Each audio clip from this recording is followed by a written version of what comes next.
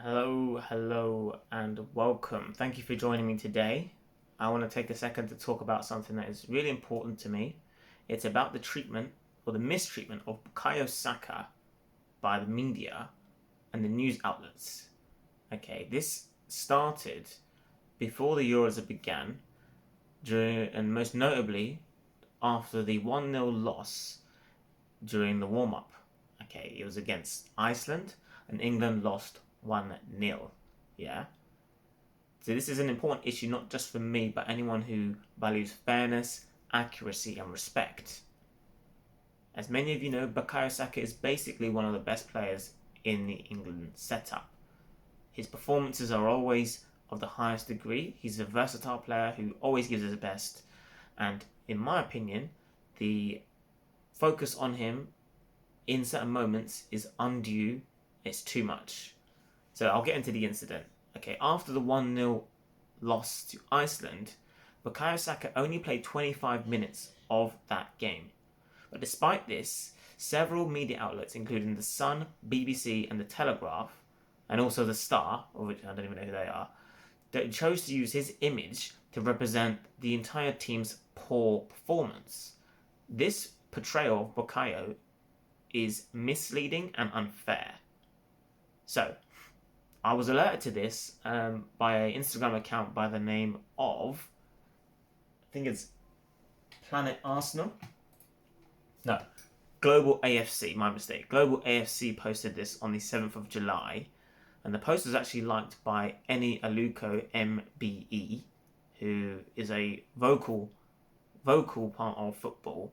She liked the post. So after I saw that, I felt very upset and angry about what I was seeing. These media outlets are doing very much the same things that have happened in the past. So I decided to complain to the IPSO, and they are known as the, if I have it here correctly, Independent Press something or other. I have it here. It is the Independent Press Standards Organization. So, part of their code of conduct, and what I did was I complained to them on the 8th of July, and I just sent a link to the Instagram, and I said, this is discrimination and prejudice, and it speaks to the institutional racism of the British media. They responded and said, thank you for this. We will look into this complaint. However, all complaints have to be factored into one or more of our 16 code of conduct points. So I've taken some time, I've reflected on things, I've thought about it. That email they sent me was about 13 days ago. I've looked at it again today, and I still feel just as frustrated about it. However, I thought I'm going to do what I know is the right thing to do, which is to follow through on the complaint. Yeah? Some of what I will be putting in the complaint, I will read to you now, just so you're aware of the things I'm saying. Yeah? And what I did was use some of their points back. So, here we go. The IPSO's Code of Conduct, which governs journalistic standards, explicitly states in Clause 1 that the press must take care not to publish inaccurate, misleading, or distorted information or images. So, by making Bukayo the face of the loss, these outlets have distorted the reality of the match, and they suggest that he is responsible for the outcome, which is simply not true. It's a team sport, it's not all up to him. So when they lose, you shouldn't just focus on one player, which is what they've done. So on a couple of the papers, they put Bukayo as the only, so a couple of the media outlets have put Bukayo as the only image.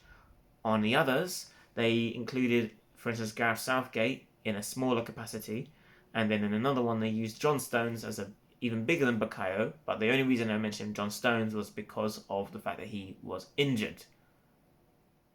Yeah, so further to that, when Bukayo Saka excels, scoring in key matches and earning man of the match performances and honours, the imagery used in those same outlets shifts the focus to the team and celebrating the team's achievement, which in my opinion is rightly so, but it creates a very clear juxtaposition about when we lose, who do we focus on?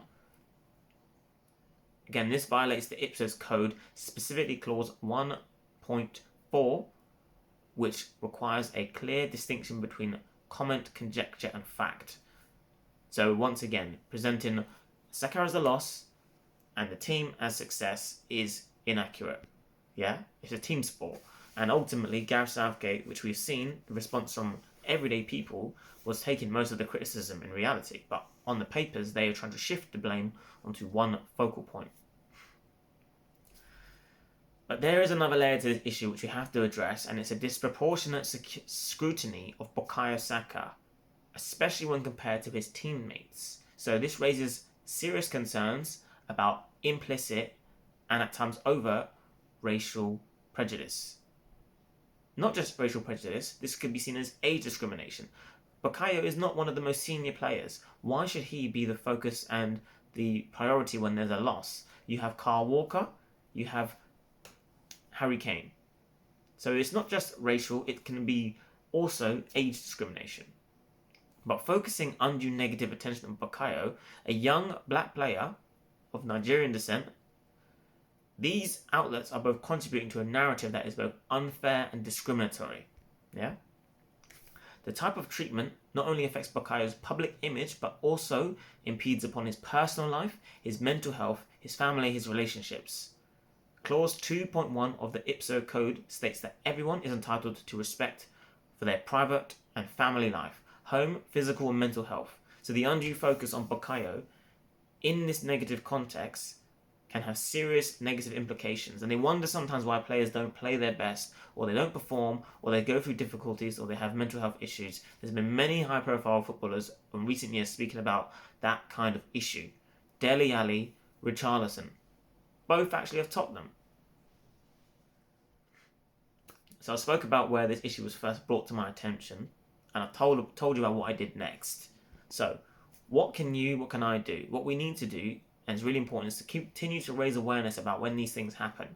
We have to hold these media accounts to account. We have to go through the proper channels, not just the frustrating explosion of frustration that goes online and to our friends and family. We also have to join forces where necessary and hold people to high journalistic standards and integrity. So this means calling them out when they do things wrong, highlighting when they're being biased, and then giving them the steps they need to improve, okay?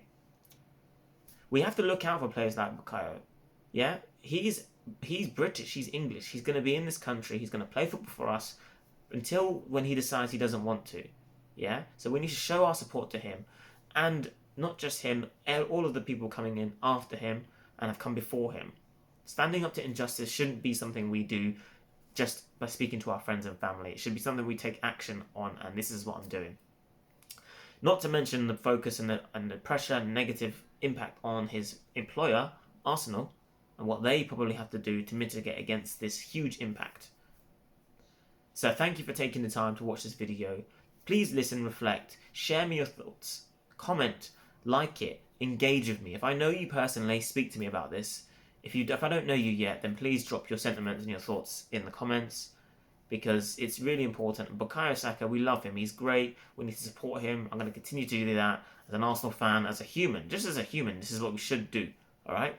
So, message to Bukayo Saka and all the young people out there. Yeah? You're incredible. Not just as an athlete, but you are incredible role models to our society. Yeah? It's not just about your talent. It's about you as a person. We care. All right? Thank you for listening.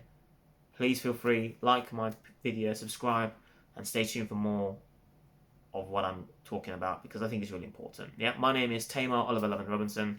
I'm from Luton. I've been speaking today in my own capacity, although I represent other organisations in other capacities. You can look at my other videos to learn a bit about what I do, but today I just had to keep everyone in the loop of the things that I'm caring about and doing, which is standing up for my people and the people that I support. So that's me. Cheers.